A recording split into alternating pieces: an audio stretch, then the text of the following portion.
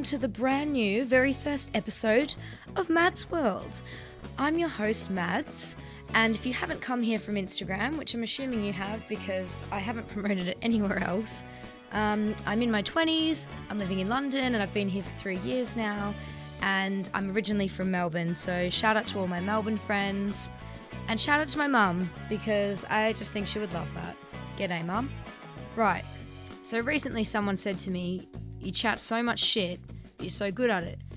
And this left me thinking, maybe I should be a lawyer, maybe I should become a salesperson, or maybe I should start a podcast and become rich and famous. So that's exactly what I've done. Fame and riches still pending though. After a very scandalous catfishing incident on Instagram, hi Tom, which I'll get to over the next few pods. Do people even call them pods? I don't know, new to this whole thing. People wanted me to start talking more regularly about things like dating, pop culture, moving abroad, all that sort of stuff. So this got me thinking, what am I actually good at? And what do people come to me for advice on specifically? It's definitely not fashion. I've got shocking fashion sense. It's not diet tips. I've got a crappy diet. It's not business. It's not yoga. It's not sport. But I think the answer is people usually come to me for advice on confidence, ways to approach stuff authentically, and just being yourself. And I think people are often blown away by the plethora of cringy, funny, and tragic dating conquests that I've got. So if you pair the confidence with the amount of my unbelievable stories, I think I can put together something you'll probably enjoy. Look, at the very least, you're going to have a laugh either with me or more likely at my expense. Have the opportunity to share some of your stories. Come on and chat to me if you want. And just have some funny stories to go and share with your mates at the pub over a pint, really. You might learn something about the benefits and the perils of confidence and putting yourself out there. Maybe overconfidence is a good way to put it. Or at least learn something about the fun of being honest when things go tits up or don't go your way. I actually think that's one of the best things about moving countries is you've genuinely got nothing to lose. No one knows you. If you wanted to, you can walk down the street to the shops in a bikini and Ugg boots, and there's no danger of running into your high school bully, your past employer, your ex-boyfriend's mum, or your uni lecturer. It's a total clean slate, and yeah, it's just a good opportunity to pretty much take it for what it is and just kind of do whatever you want, really. Despite the confident outer shell, moving to London as a person with anxiety was one of the scariest things I've ever done, though, I think. It shoved a firecracker up the bum of my independence and made me experience a height of courage I didn't even know I was capable of. So whether you're hoping to move abroad, gain some independence, ask out your lifelong crush, move out of home, whatever, I'm hoping that my failures and stories can inspire you to conjure up some confidence of your own. And I'll be doing all this through a bit of a dating and relationship lens. So hopefully this keeps things interesting. In this episode, my very first episode, I'm going to be speaking to my friend Dan. He's a fabulous, tall, slender, stylish, gay man from Wales. Someone I met a couple of years ago at work. And I have a feeling Dan's going to be quite a regular guest. He's got a nice little treasure chest full of interesting date stories. Probably not on par with the ones I've got, but should be interesting to say the least. So yeah, let's do a little throwback to my chat with Dan. And yeah, let's get this party started. G'day,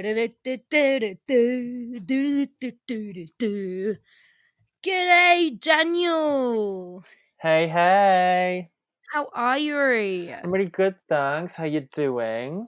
Really good. It's so good to have you on the show as my very first guest. Well, I'm feeling very, very honoured. The little bubbly gay kid inside of me is absolutely swimming with excitement. Huzzah! Absolutely love that for you. And think of all of the attention you're going to get after you've been on here from the gays. Well, I always did hear that I had a voice for the radio, so maybe I've got... Are you sure that wasn't face for radio? Oh, maybe. Oh! I don't know. Got him! Damn! That hurt. Damn. He's going to be thinking about that for weeks now. Did you really mean it when you said I had a face for radio? Yeah. Savage! I will be. I definitely will be. So I wanted to start with what I like to call the quickfire round, which I think will become part of the regular format where the listeners all of you people out there can get a little chance to know Dan before we kickstart the story of his tragic, funny, or crazy date, whatever it might be. So, number one, how we first met. So, how do you remember us first meeting, Dan? Well, we both worked at the same company at the same time, and we were both on I think it was a media social event away, and Yep. it was like all booze, all expenses paid type of vibe. And there I am, just standing there, enjoying my own free time, just, swiping away all that free booze. And then lo and behold, this little blonde comes along. I think you're right. You know what? I think I actually came over to try and hit on you and try and hit you up. I saw you standing over there, tall, handsome, wearing one of those cool little hats, like a little cap without a peak. You know the vibe, like very cute. And then as soon as I came over and said, "Hello, how are you?" I was like, hey, girl. And instantly I was like, "Oh, I could just settle for being friends." Although you are stunning. Stop it. So are you. But now look at us. An absolutely amazing friendship has come out of it. A power duo, some would Exactly. say. Definitely. Every girl needs their gay best friend. They I do. think it's a saying. They say every girl needs a purse. No, no, no, honey. Every girl needs a gay. Every girl needs a gay. Love that. So, okay, next question. How many relationships have you had in your life? So I've had one serious one, but then everything else I've had has just been like, very short, 6 months, 4 months. And I don't really count that as a relationship because Yep. all gays are commitment phobes, apparently. Yep. I totally agree with that. I feel like it's not worth counting unless you have to be asked. It has to be the question like, will you be my girlfriend? Will you be my Oh, boyfriend? That sort really? of a vibe. I think, yeah, I think you do. Sometimes I think you do need that clarification, 100%. Like, you do need that validation. Otherwise, you're going to be sat there like, well, what is this? Exactly. I think, yeah, it doesn't count unless you've actually specified it. But some people might disagree with me on that. I don't know. Next question. How long have you been single? So, I've been single for about 4 years, and then obviously, just in between that, there's just been a few bits here and there. But yeah, 4 years exploring Yeah, the gay scene in London.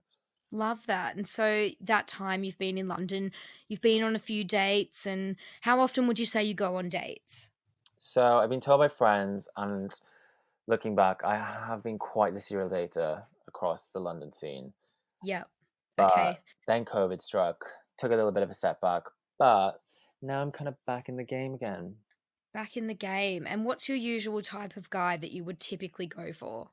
So my usual type of guy, my top two celebrity crushes are Harry Styles and Timothy Chalamet, but I do love a guy with a beard slash stubble.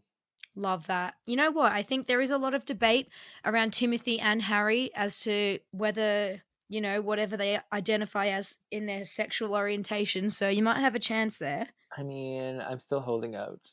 Yeah. Still holding out.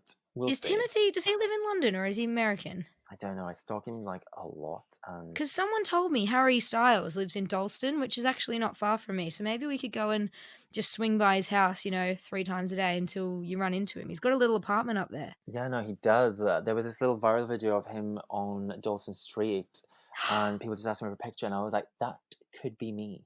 That could be you, but you don't want to ask a celeb for a pic. So it's just not very cool. Oh, it's not. I hate it. It's so cringe. You just kind of want to bump into them and have it all happen naturally and be like, oh, let's go for a bev one time, yeah? Yeah, and you just want Harry Styles to be wearing a little Cuban heel, like imagine him in his little Cuban heel and his little floral top and like Oh, the white dream. flares, and then you just make him laugh and he falls in love. I mean, that's pretty much how I imagine running into Harry Styles in Dalston while I'm wearing my UGG boots, a fluffy parka, and like gross trackies with a stain on them. And I'm Honestly, assuming same. he'll see through all of that and fall in love with me.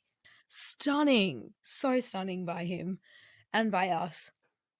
Um, okay, so I wanted to chat to you today. I got you on the show because of a little date you told me about you went on a few weeks ago that turned into somewhat of a disaster. Honestly. So I think if you can just run us through. So you've gone home to Wales, staying with mum for a bit, having a bit of a mental breakdown and needing a little relax, and you've gone on a date with a nice boy. So I'm going to hand over to you and I want to hear your side of this hilarious story.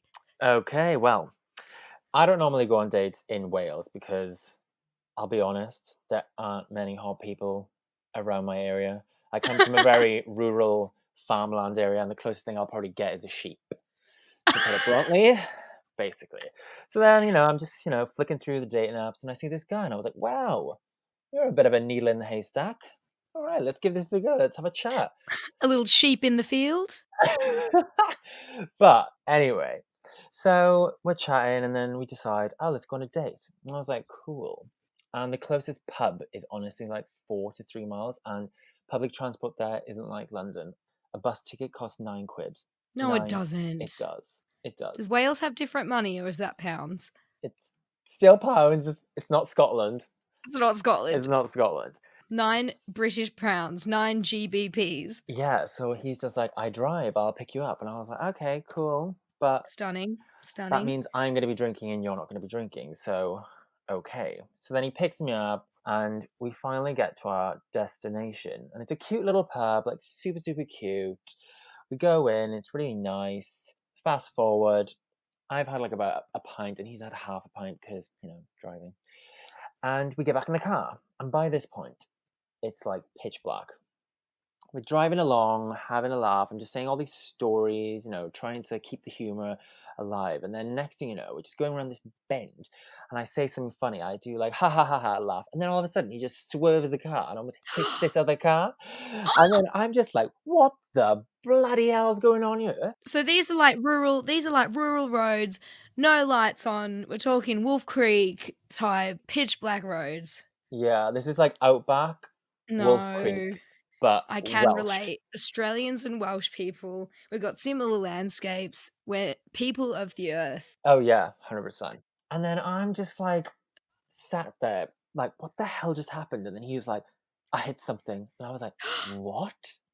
And he's like, I hit something. And I was like, no, you didn't. I didn't see anything. And he's like, no, I hit something. So I was like, okay. So he's about to get out of the car in the middle of the road with no lamppost. Is it a person? Is it an animal? So he drives the car up a little bit more because he's in the middle of the road and cars could have killed me. And I'm just sat in the car in pitch black, just texting all my friends on the WhatsApp group, being like, guys, he's hit something. What the hell is going on here?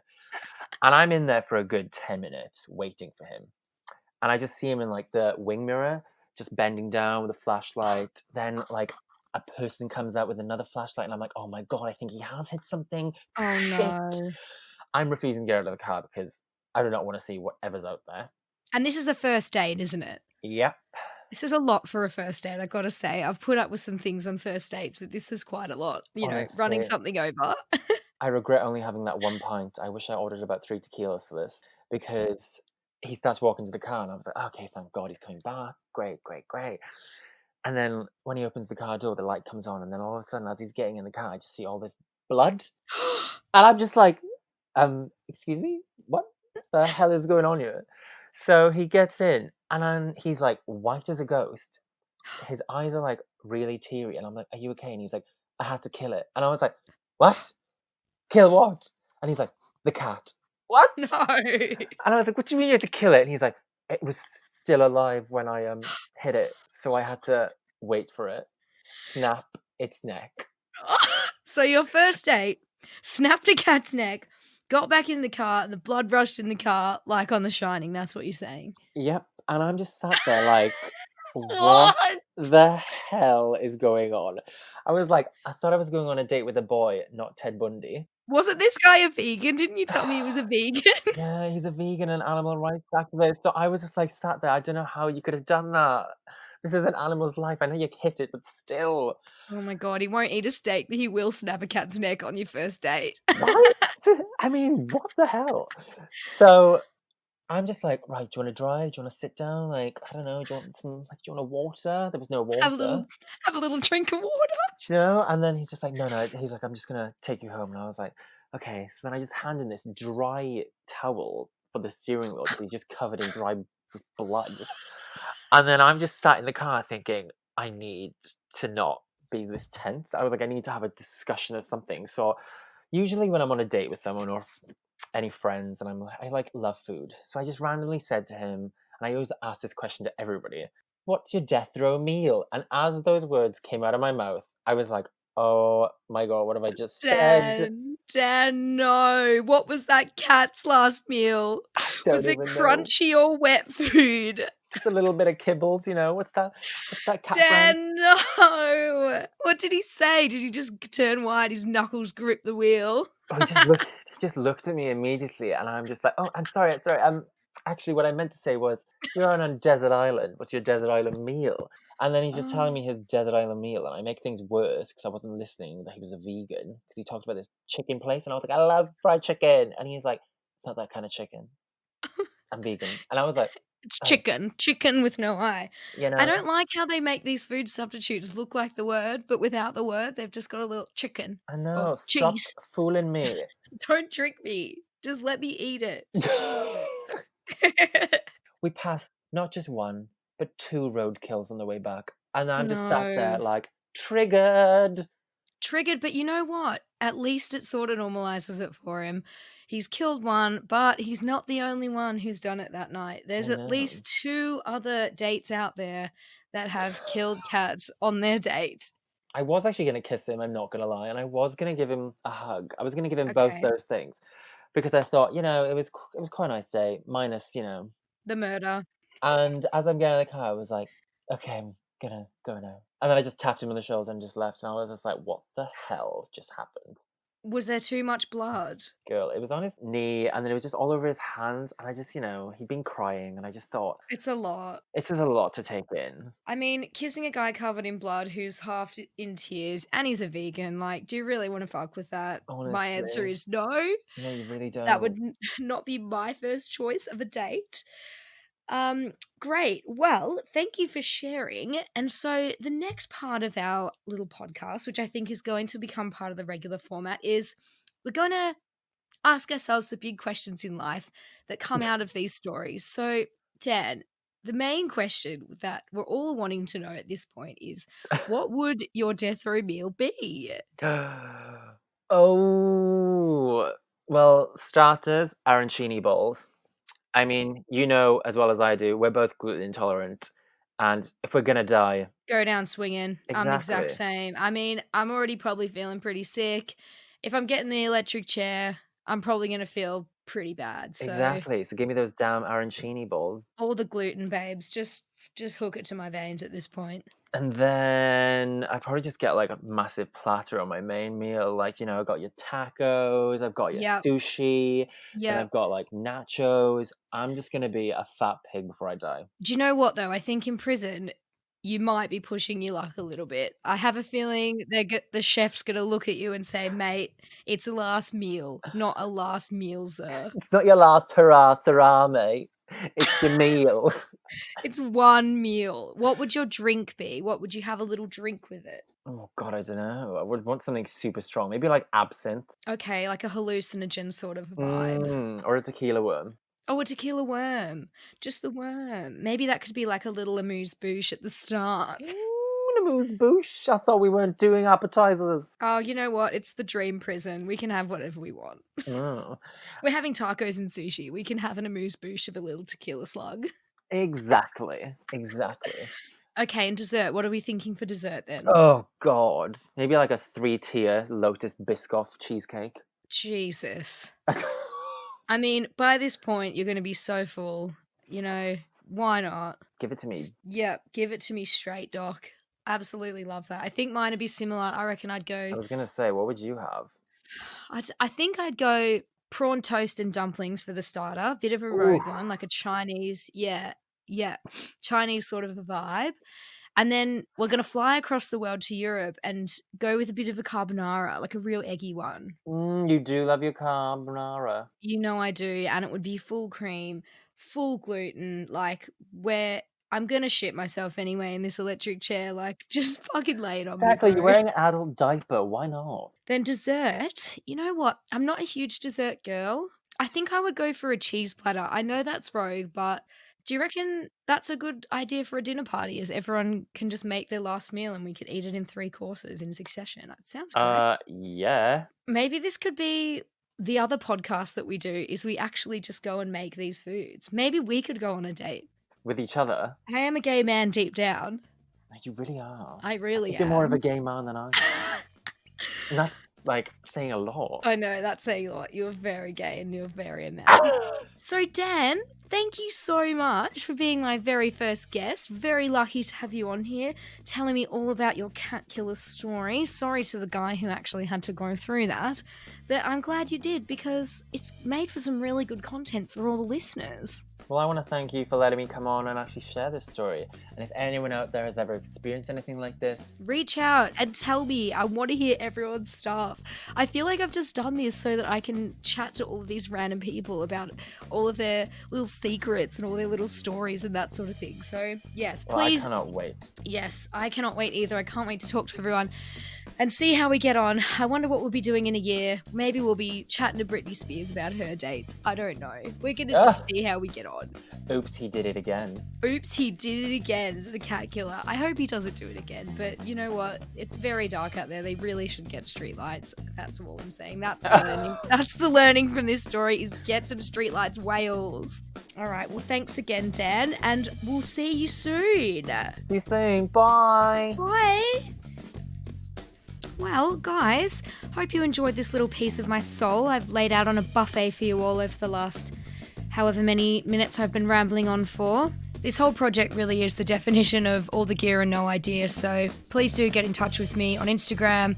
It's at madsworld.mp3. Give me all the feedback, good and bad. Hopefully not too bad though. Please don't troll me. If you think you can top the cat killer, let me know your stories, your maid stories, or if you want to come on the show and chat about them. And lastly, if you did like this attempt at a podcast, if you could just share it with one other person, I would appreciate that so much. It would just mean the world to me so I can continue with these ramblings. And yeah, see you next week. Love and elbow taps. Stay safe out there, homies. Bye.